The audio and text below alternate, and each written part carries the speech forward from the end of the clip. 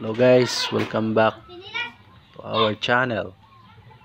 So guys, mayroon tayong ituturo ngayon, isang basic na naman, dahil ang channel na ito, ang tinuturo dito ay mga basic in electronics. So guys, mayroon tayong gagawin ngayon, isang clip fan. So tingnan muna natin kung may power ba siya. So saksak na tayo, tapos walang nangyari. Tingnan natin dito siya guys. Check natin kung mayroon bang resistance. Check natin kung may resistance ba siya.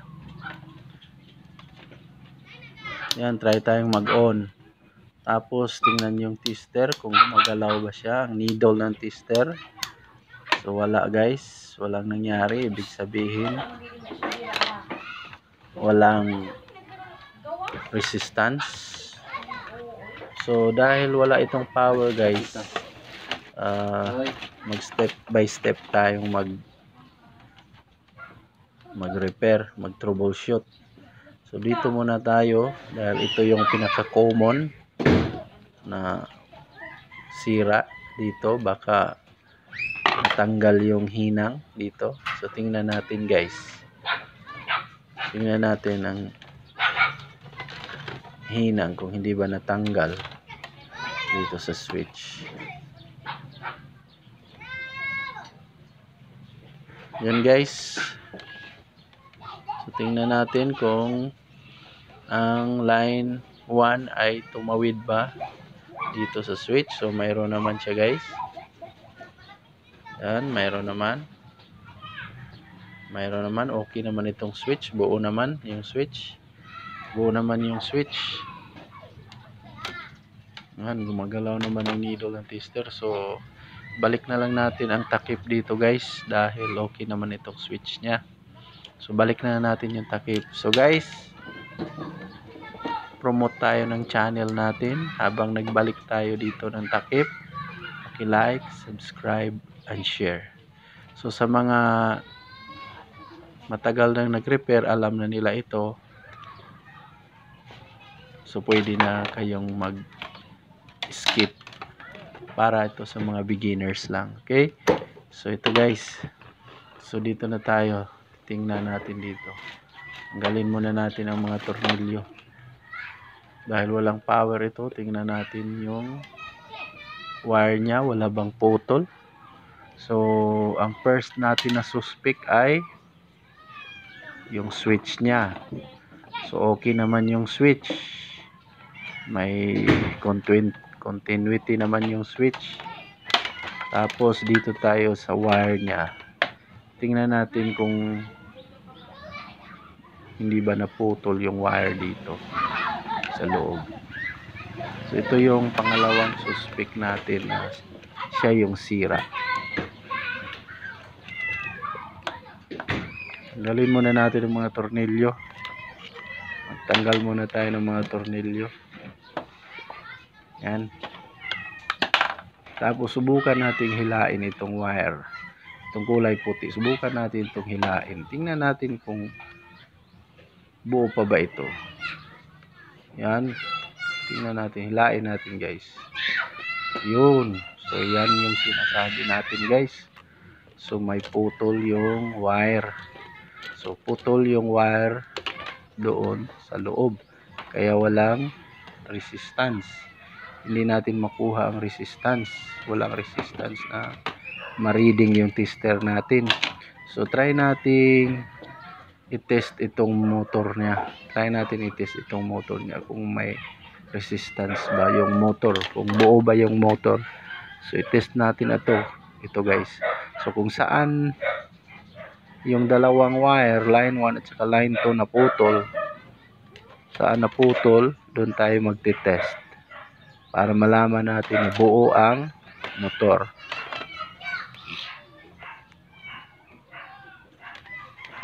Ito guys, mag-test tayo.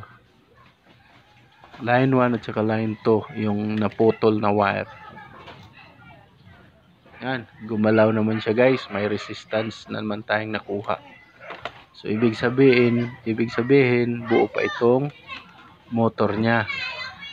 Ibig sabihin malaki pa ang tsansa na iikot pa ito kasi buo pa yung motor niya.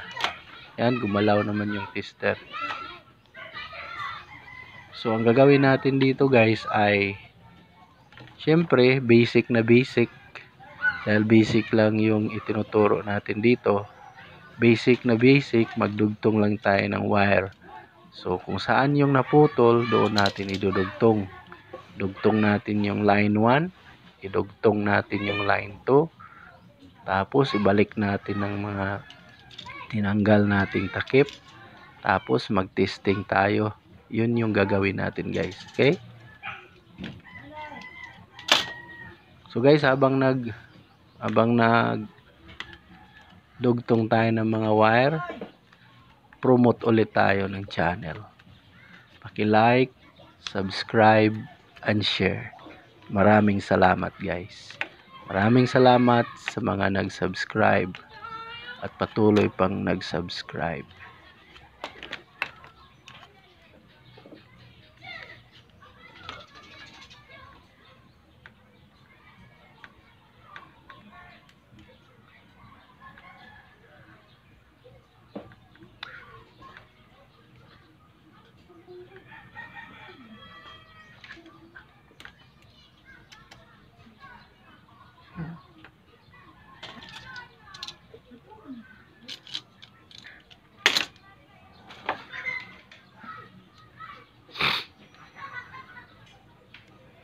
So yan guys, naka-silent mode tayo. Hindi na tayo mag-voice over.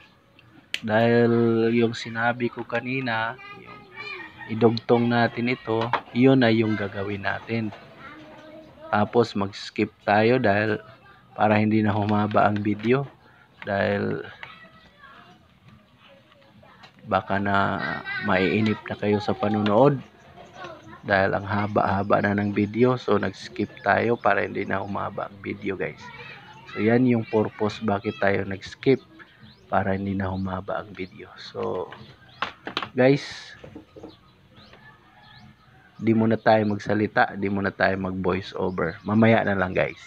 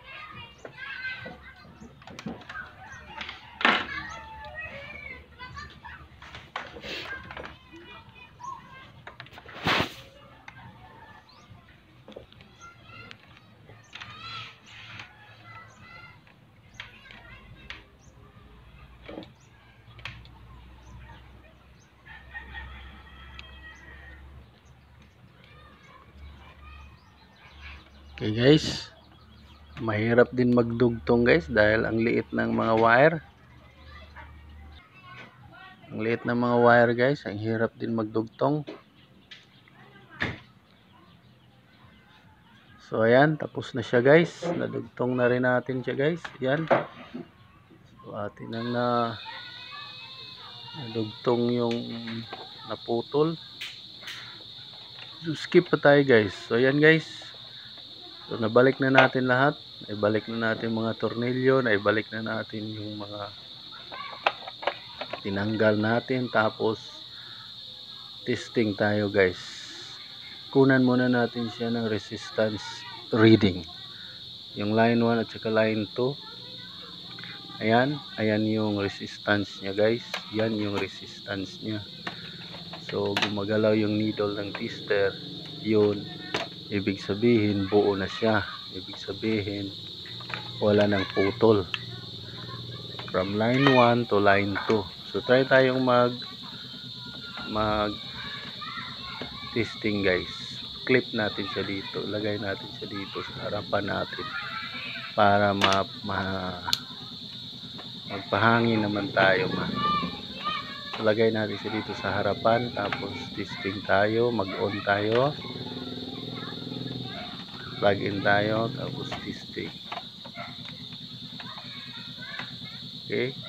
So plug in tayo guys. Yan. Tapos switch on tayo. Yun, ikot na siya guys. So magpalamig muna tayo dito sa bahay namin guys. Magpalamig muna tayo. Yan, dito tayo sa province ngayon. Dito tayo sa